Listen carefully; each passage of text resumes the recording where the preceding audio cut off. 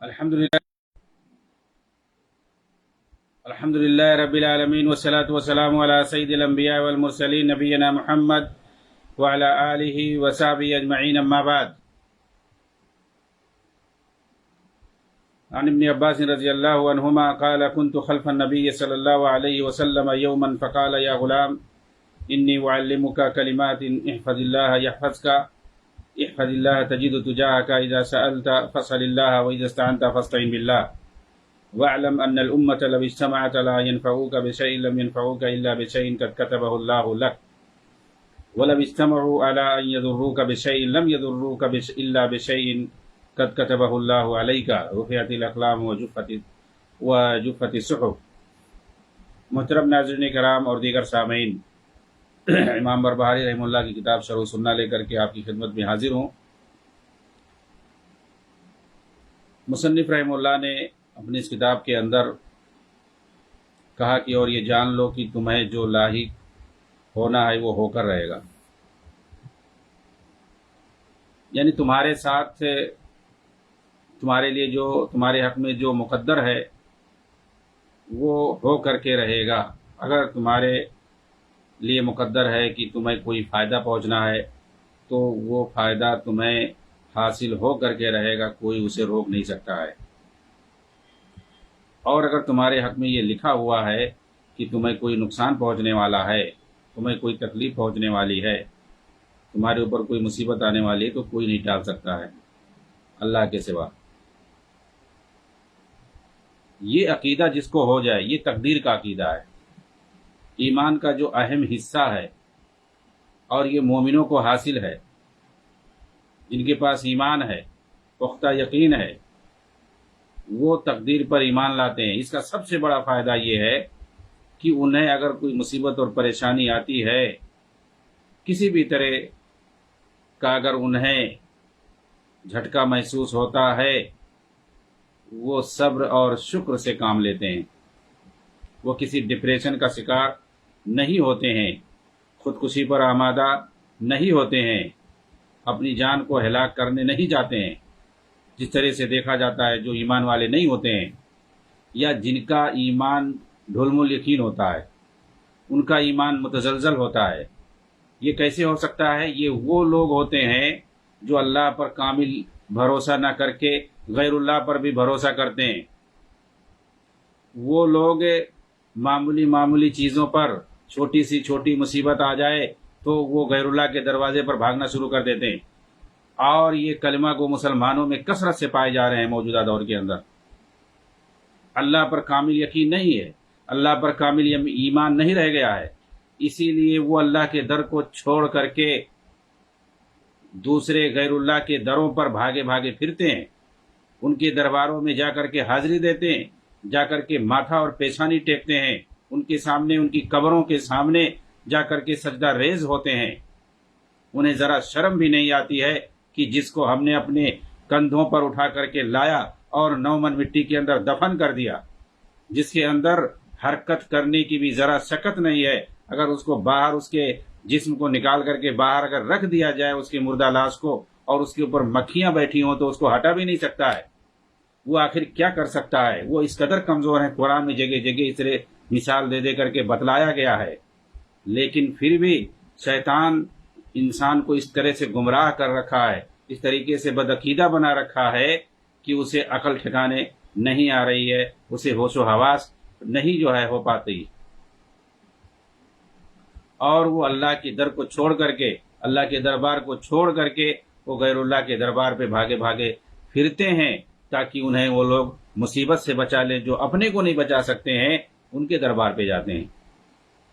اللہ کے رسول صلی اللہ علیہ وسلم یہ ایسا عقیدہ ہے کہ بڑے تو بڑے چھوٹوں کو بھی نصیحت کرتے تھے تاکہ بچپن ہی سے ان کے دماغ میں، ان کے قلوب و اذہان میں یہ چیزیں بیٹھ جائیں، ایمان ان کے دلوں میں راسخ ہو جائے. آپ دیکھیں ابن عباس رضی اللہ عنہما ابھی چھوٹے سے بچے تھے، ان کو آپ نصیحت کر رہے ہیں اس طرح کی باتوں کی، تقدیر کی ان باتوں کی نصیحت کر رہے ہیں. چنانچہ خود ابن عباس رضی اللہ تعالیٰ عنہما روایت کرتے ہیں، اور یہ حدیث آپ کو ملے گی صحیح بخاری کے اندر، صحیح مسلم کے اندر، اور سنن کی دیگر کتابوں میں آپ کو یہ حدیث مل جائے گی جا بجا. کہتے ہیں کہ ایک دن میں رسول اکرم صلی اللہ علیہ وسلم کے پیچھے سواری پر بیٹھا ہوا تھا. بتائیے اللہ کے رسول کے ساتھ آپ کی سواری پر پیچھے بیٹھ کے جا رہے ہیں. کہتے ہیں کنت خلف رسول اللہ صلی اللہ علیہ وسلم یوما فقال یا غلام، تو آپ نے کہا کہ اے بیٹے، اے چھوٹے بیٹے. غلام مانے تو چھوٹا بچہ جو ابھی بلوغت کو نہ پہنچا ہو، ابھی نابالغ تھے، چھوٹے بچے تھے. انی معلمک کلمات، میں تم کو کچھ باتیں سکھانے جا رہا ہوں، غور سے سنو. احفظ اللہ یحفظک، احفظ اللہ تجد تجاہک، اللہ کی حفاظت کرو وہ تمہاری حفاظت کرے گا. یعنی اللہ کے محارم کی حفاظت کرو. اللہ نے جن چیزوں کو حرام قرار دیا ہوا ہے ان سے بچو، تو اللہ تمہیں بھی بچائے گا. اللہ کی حفاظت کرو گے تو تم اسے اپنے سامنے پاؤ گے، اس کے محارم سے بچو گے. تو ایسی صورت میں ہر وقت تم اسے اپنے سامنے پاؤ گے، یعنی اللہ کی مدد شامل حال ہوگی تمہیں. اذا سألت فاسأل اللہ، جب تم کوئی چیز مانگو تو اللہ سے مانگو. یہ ہے ایمان، جسے کہتے ہیں ایمان راسخ اور پختہ یقین، کہ کوئی چیز مانگنا ہو تو اللہ سے مانگو. یہ دیکھیں غیر اللہ سے مانگنے کی سارے جو ہے واسطے اور وسائل کو کاٹنا، اس کو کہتے ہیں. وَإِذَا اسْتَعَنْتَ فَاسْتَعِنْ بِاللَّهِ، اور جب استعانت طلب کرو، مدد طلب کرو تو اللہ سے مدد طلب کرو. ٹھیک ہے، مدد طلب کرنا، استعانت، یہ عبادت اس وقت ہو جاتی ہے جب اس کے اندر توکل اور بھروسہ پایا جائے. ایک انسان ہے، وہ کسی چیز پر اگر قادر ہے مدد کرنے پر، تو ایسی صورت میں اسے مدد طلب کر سکتے ہیں. اس کو جو ہے عبادت نہیں کہیں گے اور یہ شرک نہیں ہوگا، الا یہ کہ اس میں توکل کو شامل کر دیا جائے. یعنی اس طریقے سے کسی چیز میں مدد طلب کرنا کہ اس کے بغیر یہ پورا ہو ہی نہیں سکتا ہے، تو گویا اس پہ کانفیڈنس، کامل یقین کر لینا. تو اس طریقے سے صرف اللہ پہ، یعنی ایسی استعانت، ایسی مدد جس کے اندر کامل توکل بھی ہو، تو یہ صرف اللہ کے لیے ہے. اللہ رب العالمین ہی سے ایسی استعانت اور مدد طلب کی جا سکتی ہے، اسی کو عبادت کہتے ہیں. اسی لیے سورہ فاتحہ کے اندر یہ بات کہی گئی، ایاک نعبد و ایاک نستعین، اللہ ہم تیری عبادت کرتے ہیں اور صرف تجھی سے استعانت طلب کرتے ہیں، تجھی سے مدد طلب کرتے ہیں. ظاہر سی بات ہے، انسان تو چاہے مسلمان ہی کیوں نہ ہو، وہ دوسروں سے بھی مدد طلب کرتا ہے، لیکن یہاں کیوں اللہ کے سامنے اقرار کر رہا ہے کہ اللہ تعالیٰ میں صرف تجھی سے مدد طلب کرتا ہوں. یہاں یہی مراد ہے، یعنی کامل توکل اور بھروسہ کے ساتھ. بھروسہ اور توکل صرف تیری ہی پر ہوتا ہے، مجھے کسی دوسرے پر نہیں ہے مجھے کامل بھروسہ. تو توکل جو ہے، توکل کے ساتھ جو استعانت ہوتی ہے وہ عبادت ہے. اللہ رب العالمین کے لیے ہی وہ زیب ہے. اللہ تعالیٰ ہی سے ایک مومن استعانت طلب کرتا ہے، یعنی اسی کی مدد سے اور اسی پر بھروسہ کرنے کی وجہ سے کوئی بھی کام پورا ہوگا، کسی دوسرے پر نہیں. آگے دیکھیے اللہ کے رسول نے فرمایا وَاعْلَمْ أَنَّ الْأُمَّةَ الَّذِي اجْتَمَعَتْ عَلَىٰ يَنْفَعُوكَ بِشَيْءٍ لَمْ يَنْفَعُوكَ إِلَّا بِشَيْءٍ قَدْ كَتَبَهُ اللَّهُ لَكَ. یہ آج جان لو کہ پوری امت، پوری دنیا اگر اس بات پر اکٹھا ہو جائے کہ تم کو کچھ فائدہ پہنچا دے، تو وہ نہیں پہنچا سکتے ہیں مگر اتنا ہی جتنا اللہ نے لکھ دیا تمہارے حق میں. اللہ نے جتنا مقدر کر دیا، جتنا لکھ دیا ہے، صرف اتنا ہی فائدہ پہنچا سکتا ہے کوئی. وَلَوِ اجْتَمَعُوا وَلَا يَضُرُّوكَ بِشَيْءٍ لَمْ يَضُرُّوكَ إِلَّا بِشَيْءٍ قَدْ كَتَبَهُ اللَّهُ عَلَيْكَ. اور اگر پوری دنیا اس بات پر اکٹھا ہو جائے کہ وہ تم کو کچھ نقصان پہنچا دے، تو نہیں پہنچا سکتے نقصان مگر اتنا ہی جتنا اللہ نے تمہارے اوپر لکھ دیا ہے. اتنا ہی کوئی نقصان پہنچا سکتا ہے، اس سے زیادہ نہیں. اس لیے ادھر ادھر بھاگنے کی ضرورت نہیں ہے، کوئی نہیں بچا سکتا ہے اللہ رب العالمین کے سوا. رفعت الاقلام وجفت الصحف، صحیفے سوکھ گئے ہیں، قلم اٹھا لیے گئے، اب دوبارہ نہیں لکھا جائے گا، جو لکھنا تھا وہ لکھ گیا. اسی طریقے سے بعض روایتوں میں یہ اضافہ ہے وَاعْلَمْ أَنَّ مَا أَخْطَأَكَ لَمْ يَكُنْ لِيُصِيبَكَ وَمَا أَصَابَكَ لَمْ يَكُنْ لِيُخْطِئَكَ. اور یہ یقین رکھو کہ جو تم سے چوک گیا وہ تمہیں پہنچنے والا نہیں تھا. یعنی جو خیر یا جو بھلائی یا جو چیز تم کو نہیں مل سکی تو اس کی توقع نہ کرو، وہ تمہیں نہیں ملنا تھا اس لیے نہیں ملی ہے. ایسا اس لیے کہا گیا، یا اس جانب رہنمائی اس لیے کرائی کیونکہ بہت سارے لوگ ایسے ہوتے ہیں کہ اگر کوئی چیز ان سے چوک جاتی ہے، کسی چیز کی توقع لگا رکھتے ہیں لیکن وہ چیز ان کو نہیں مل پاتی ہے، تو اس پر کفے افسوس ملتے ہیں، پریشان ہوتے ہیں، ڈپریشن کا شکار ہوتے ہیں اور افسوس کرتے ہیں، حسرت میں مبتلا ہوتے ہیں۔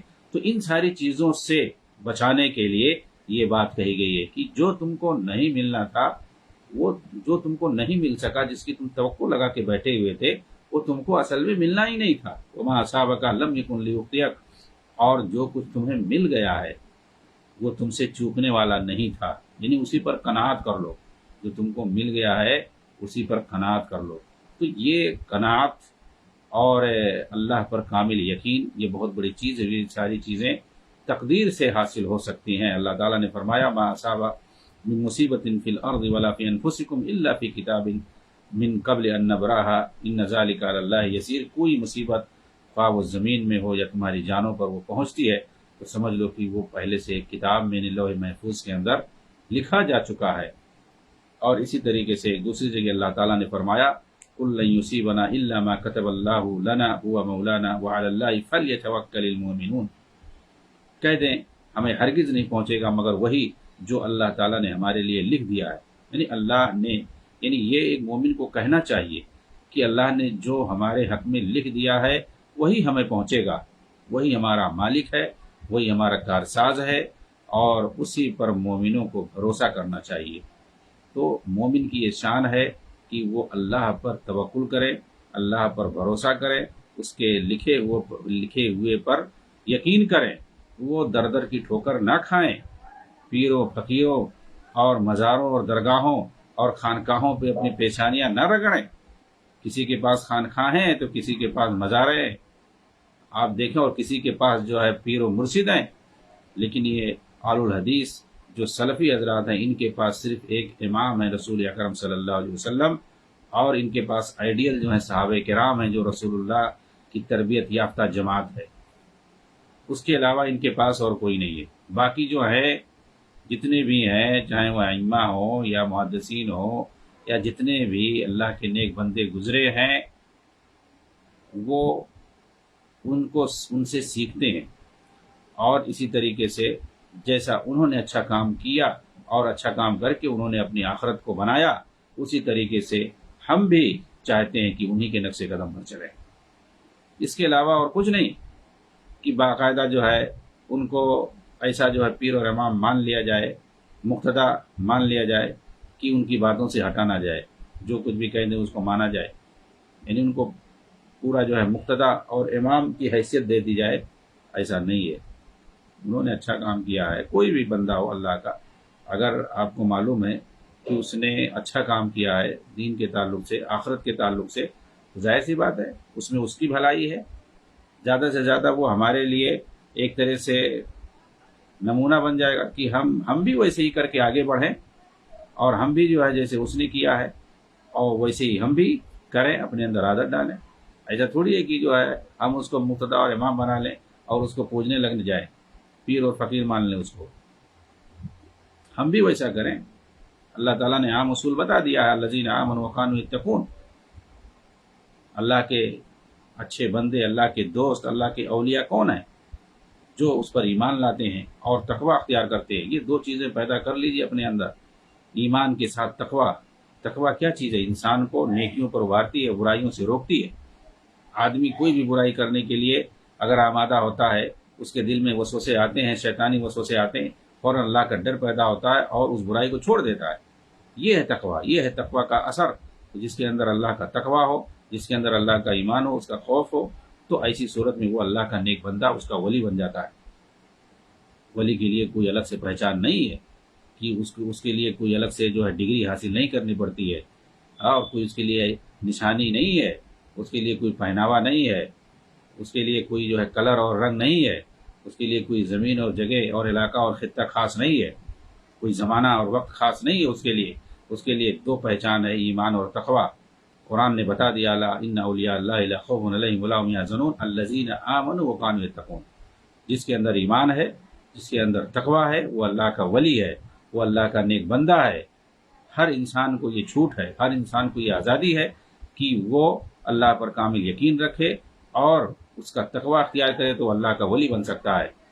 اور یہ اس کے بندے کے درمیان اور اللہ کے درمیان ہے، کون اللہ کا ولی ہے، کون اللہ کے یہاں محبوب ہے، اور کون اللہ کا نیک بندہ ہے، اس کا کون متقی اور پرہیزگار بندہ ہے، وہ صرف اللہ جانتا ہے، اللہ ہی جانتا ہے۔ ہوا اعلم بمن اتقی، کون تمہارے اندر متقی اور پرہیزگار ہے، کون اللہ سے ڈرتا ہے، یہ اللہ کو معلوم ہے۔ ہوا اعلم بمن اتقی فلا تزکوا انفسکم، تم آپس میں ایک دوسرے کا تزکیہ نہ کرو، یہ نہ کہو کہ یہ جو ہے ولی ہے، یہ جو ہے متقی ہے، یہ تو بڑا نیک ہے، یہ تو بڑا اچھا ہے، یہ تو جنتی ہے، یہ ایسا ہے فلاں۔ اللہ تعالیٰ جانتا ہے کون ہے۔ ہم دعا کر سکتے ہیں، ہم لوگوں کے لیے دعائے خیر کر سکتے ہیں اور خیر کی امید رکھ سکتے ہیں، امید اور دعا کر سکتے ہیں، ڈکلیئر نہیں کر سکتے کسی کے لیے، وہ اللہ تعالیٰ کو پتہ ہے۔ اللہ تعالیٰ کو پتہ ہے کہ کون کیسا ہے، کون برا ہے، کون نیک ہے، کیونکہ اس کا تعلق دل سے ہوتا ہے، دل سے ہوتا ہے، اور دل کے بارے میں کوئی مطلع نہیں ہو سکتا ہے اللہ رب العالمین کے علاوہ۔ چنانچہ مومنوں کے لیے یہ جو ایمان کا حصہ ہے تقدیر، یہ بہت ہی اہم ہے۔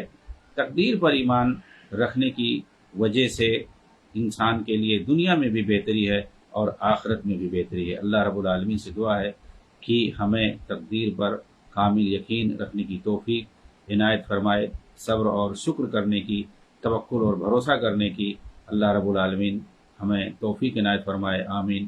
والسلام علیکم ورحمۃ اللہ وبرکاتہ۔